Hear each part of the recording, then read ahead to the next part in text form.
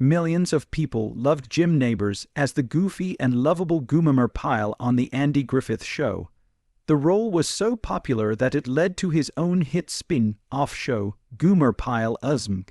What began as a one-episode guest appearance turned into a career-defining character that made Nabors a household name.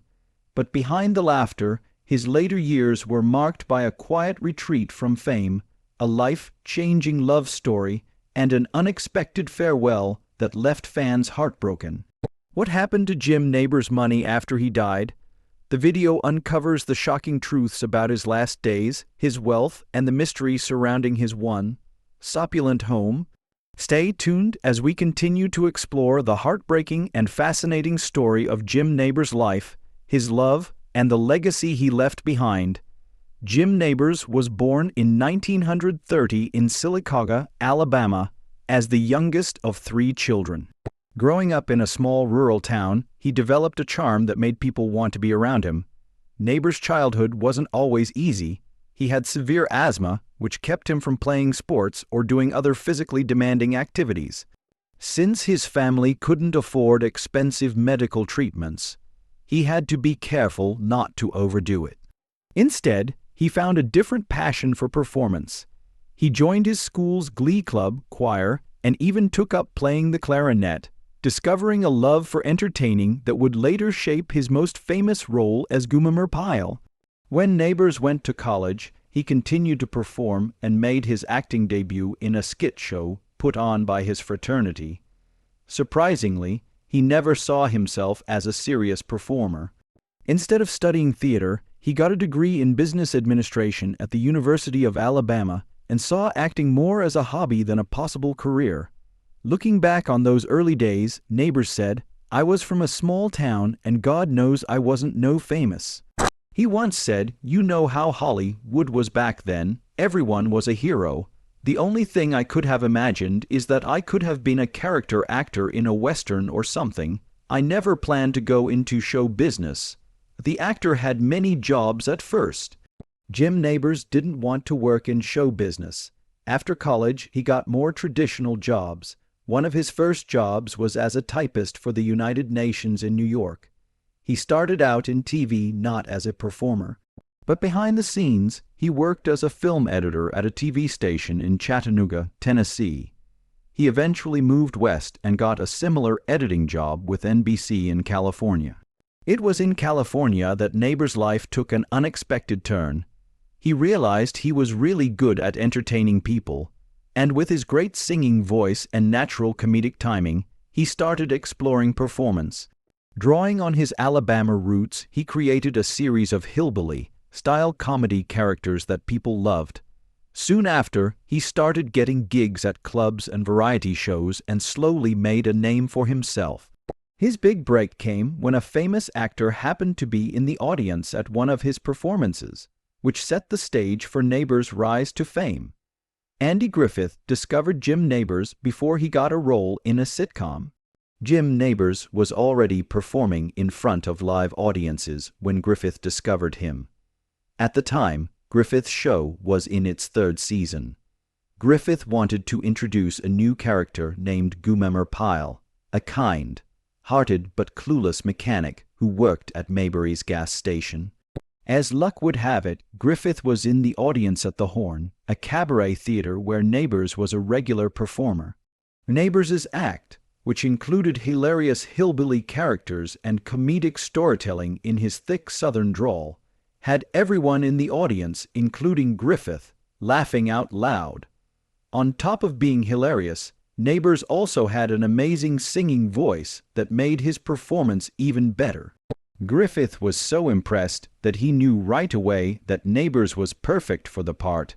Without hesitation, he offered Nabors the part of Gomer Pyle, which changed the course of Nabors' career forever. Gomer Pyle is remembered as one of TV's most beloved classic sitcom characters, but surprisingly, he was only meant to be a one-time guest star on The Andy Griffith Show. Jim Nabors was originally cast for just one episode in the 3rd season. People loved Gomer's good-natured, naive charm, which Nabors brought to life perfectly. The response was so strong that he ended up appearing in 22 more episodes. Nabors' run on The Andy Griffith Show ended at the end of the 4th season when Gomer announced he was leaving Maybury to join the U.S. Marine Corps. But fans wouldn't have to wait long to see him again. CBS saw how popular the character had become and gave him his own show, Gomer Pyle. Upbringing was a new show about Gomer's misadventures in the Marines, where his well-meaning but clueless behavior constantly irritated his strict drill sergeant. The show was a huge hit, consistently ranking in the top 10 in ratings. By the end of its 5th season, it was the 2nd most watched show on TV. Jim Nabors used his real singing voice, which was one of the funniest things about the show. One of the running jokes on The Andy Griffith Show and Gomer Pyle Upbringing was how different Gomer's voice was from his amazing singing voice. With his thick, nasty southern drawl, no one would have thought he could belt out show tunes and opera with a rich, powerful baritone. But that was all Jim Nabors. Unlike many actors who played similar roles, Nabors wasn't lip-syncing or being dubbed. He was a classically trained singer who purposely made Gomer's speaking voice sound even more different. Andy Griffith was blown away when he first heard Nabors sing. In an interview with the Archive of American Television, Griffith said that he had only ever seen Nabors do comedy and never sing. When Nabors joined Griffith and Don Knotts for a live show at Harris Club in Lake Tahoe, Griffith asked Nabors what he wanted to do on stage. Tell jokes, dance, or sing. Nabors chose to sing, and the audience was shocked as soon as he opened his mouth. Griffith remembered that the audience's response was so strong that they were more excited for Nabors than for Griffith. Griffith joked that they would boo him when he came back on stage. Jim Nabors actually surpassed Gomer Pyle in terms of rank. According to the Marine Corps official website, Gomer never made it past the rank of Private First Class. The Marine Corps was so grateful for Nabors' positive portrayal of Marines that they made him an honorary Lance Corporal in 2001 and then surprised him with another promotion in 2007, this time to Honorary Corporal. The ceremony took place on September 25, which was 43 years since the first episode of Gomer Pyle Upbringing aired on TV. At the event, Lieutenant General John F. Goodman praised both Nabors and his beloved character Gomer Pyle for showing Americans that Marines are people and that they have a sense of humor no matter what. He said, "I think that brought the Marine Corps closer to the people than any other movie or TV show." Nabors was obviously thrilled by the honor, but he couldn't help making a joke about his military career. "It took me 38 years to get to Lance Corporal, but only 6 to get to Corporal." He said, "I guess I'm on the fast track now." He had a great career after Gomer Pyle Upbringing ended after 5 successful seasons, and Jim Nabors was ready to move on to other things. Even while filming the show, he was working as a nightclub singer in Las Vegas, making an impressive $40,000 a week, according to The Hollywood Reporter. His neighbors noticed that sitcoms and movies weren't really his thing. He was more interested in singing, live comedy, and variety shows. When asked if he wanted to be an actor or an entertainer, he said, "I want to entertain. I don't think I'm much of an actor. The only part I ever played was Gomer." Nabors started his own show called The Jim Nabors Hour, where he could show off both his comedic and musical skills. The show, which often featured his Gomer Pyle co-stars, ran for 2 seasons. He also had small parts in movies like The Best Little W.H., House in Texas, Stroker Ace, and Cannonball Run 2. But his true love was still variety shows and live performances. One of his favorite traditions was singing Back Home Again. Jim Nabors was Carol Burnett's good luck charm. He had a deep and lasting friendship with comedian and variety star Carol Burnett. When Burnett started The Carol Burnett Show, Nabors became a fixture on the season premiere every year. She thought he was her good luck charm, and that seemed to be true as the show ran for an impressive 11 seasons. Their friendship went beyond show business. Nabors convinced Burnett that he was a good luck charm for her. The neighbor told Burnett about the great things about living on an island and even sold her and her husband Joe Hamilton a piece of land. Burnett ended up buying 1/2 acres on the southern tip of Maui because of the neighbor's help. When the neighbor died in 2017, Burnett was very sad. In a statement to The Hollywood Reporter, she talked about her friendship with Jim. Jim and I stayed close friends for 52 years. He was the godfather of my daughter Jody every year, and he was always the first guest on my variety show. I thought of him as my lucky charm. A major health scare in 1994, Jim Nabors had the worst health problem of his life. It started when he cut himself shaving with a straight razor in India in the 1980s. That small cut gave him hepatitis B, and he was treated for it after returning to the U.S. He knew he would be a carrier for the virus, but he had no idea how bad it would be for his health. By 1993, Nabors was very tired and swollen, so he went to the Mayo Clinic for tests. He was told that his liver was failing because of the disease that had been killing it. At that point, his only option was a liver transplant. Luckily, his best friend Carol Burnett was always there for him and helped him find a good doctor and, eventually, a new liver. The transplant in 1994 went well and gave him 23 more years of health and happiness. Jim Nabors owned a macadamia farm. When he first visited Hawaii in the 1960s, he fell in love with the state. In 1976, he sold his home in Bear, California, and bought a macadamia farm on Maui. He moved there and settled down, spending his retirement running the farm and growing macadamia nuts. In an interview with American Profile, his neighbors talked fondly about his Hawaiian home and his life away from Hollywood. "Hawaii is very Eden-esque. I really appreciate it more every day," he said. Eventually, he decided to sell the farm to the National Tropical Botanical Gardens, a preservationist group. He said, "I always wanted it to be taken care of and end up being a park." Even after selling the land, Nabors kept the farming rights for life and kept a second home on the property where he could enjoy the peaceful island life for the rest of his life.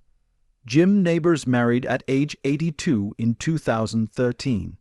The couple had been together for 38 years but married because they were the same gender. They decided to make it official and got married in Seattle, Washington. Nabors said at the time, "It's pretty clear that we had no rights as a couple. But when you've been together for 38 years, I think something's got to happen. You've got to solidify something, and at my age, it was probably the best thing to do." While the public may have been surprised, his close neighbors had known about his relationship and sexuality for a long time. He told Hawaii News Now that he had from a young age. He knew he was gay and never tried to hide it.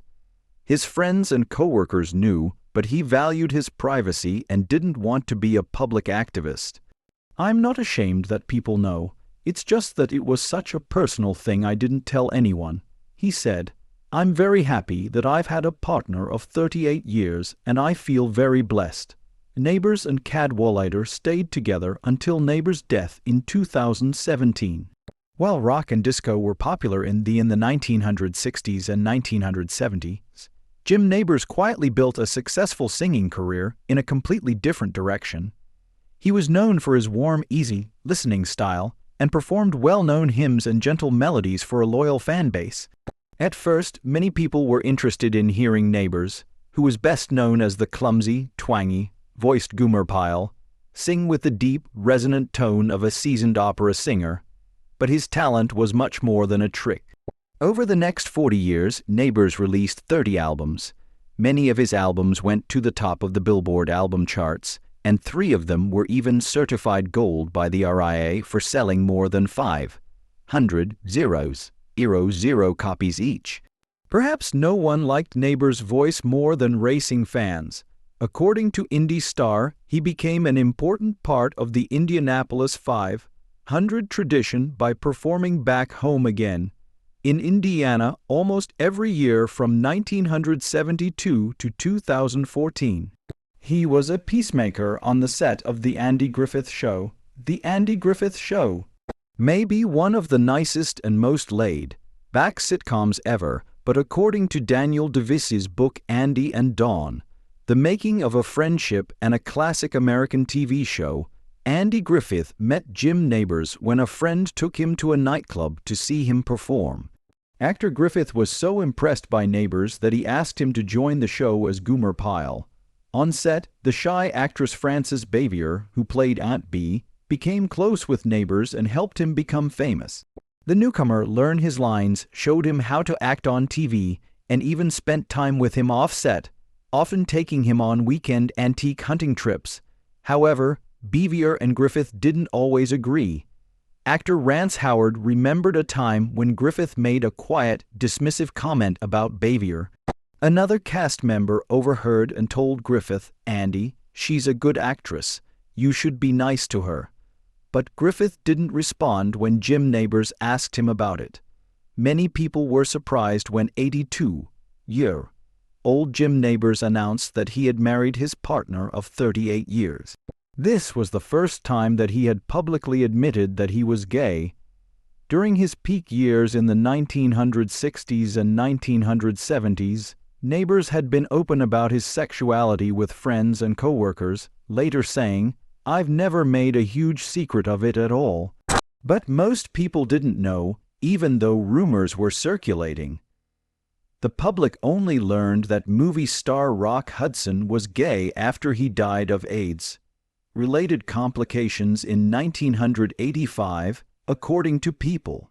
Hudson's friends, employees, and many people in Hollywood had known the truth for a long time. Since Nabors and Hudson were two of the most famous people in Hollywood who were rumored to be gay, an urban legend spread that they had secretly married in 1850 in an unofficial ceremony in 1971, according to Snopes. The rumor started apparently a middle-aged same-sex couple in Southern California in 1971 sent out joke party invitations to events like the coronation of Queen Elizabeth or the wedding reception of Rock Hudson and Jim Nabors. The joke caught on, and some celebrity magazines even reported it as fact. Both Nabors and Hudson denied the rumor, but to avoid more speculation, especially since being openly gay could ruin a career at the time, they stopped being close. Jim Nabors died on November 30, 2017, at the age of 87. He had been hospitalized earlier that week, but he chose to spend his last moments at home with his husband Stan Cadwallader. Nabors died peacefully at their home in Honolulu, Hawaii, with Cadwallader by his side. His husband later said that Nabors' health had been getting worse for a while, and that they had hoped for more time. But they knew the end was near, even though a liver transplant more than 20 years earlier had bought them some time. It also made his immune system weaker. People who knew him and lived near him remembered him with great affection. Dixie Griffith, daughter of his co-star on The Andy Griffith Show, Andy Griffith, who died in 2012, spoke highly of him to The Hollywood Reporter, saying, "He was very kind and generous to all of us. He and my dad kept in touch over the years, and I know there was a lot of love and respect between them." His longtime best friend Carol Burnett was especially saddened by his death, saying, "Nabors had been a treasured part of her life for decades. My heart is heavy. I'm grateful he was a big part of my life. I miss him. I love him," she said. Jim Nabors was a hugely talented actor with an unforgettable voice. He was also loved for being kind, funny, and warm, which made him just as popular as the characters he played. Golly, Jim Nabors had a lot of money. He had a long and successful career that gave him financial security in his later years with lead roles in The Andy Griffith Show and Griffith Show, and its spin-off Gomer Pyle. He not only made a good salary at the height of his career, but he also continued to get royalties because both shows were popular in syndication even after he stopped being in sitcoms. Nabors was still in demand as an actor well into the 1970s and 1980s, which allowed him to live comfortably. Jim moved to Hawaii full-time in 1976, 2 years after his death. His main home in Hawaii was put on the market for just under $15 million. It was on more than a half-acre of land and had 170 feet of ocean frontage. The buyer paid $12 million for the property. On Maui, Jim also owned a huge 170-acre property in Hana, which he bought in 2014 for $7 million. In August 2020, the property went on the market for $5 million. For more than 30 years, he owned a 340-acre macadamia nut farm in Maui, which he sold to the National Botanic Garden for $4 million. Nabors' net worth was about $40 million at the time of his death, which shows how successful his career was and how smartly he invested his money over the years. Jim Nabors left behind a remarkable legacy, not only as the likable Gomer Pyle, but also as a talented singer, a kind-hearted friend, and a man who lived life on his own terms, from his successful Hollywood career to his peaceful final years in Hawaii. His story is one of perseverance, joy, and lasting impact. What are your favorite memories of him, of Jim Nabors and his famous roles? Let us know in the comments below. If you liked this, don't forget to like, follow, and turn on notifications for more stories about Jim Nabors and other famous TV actors.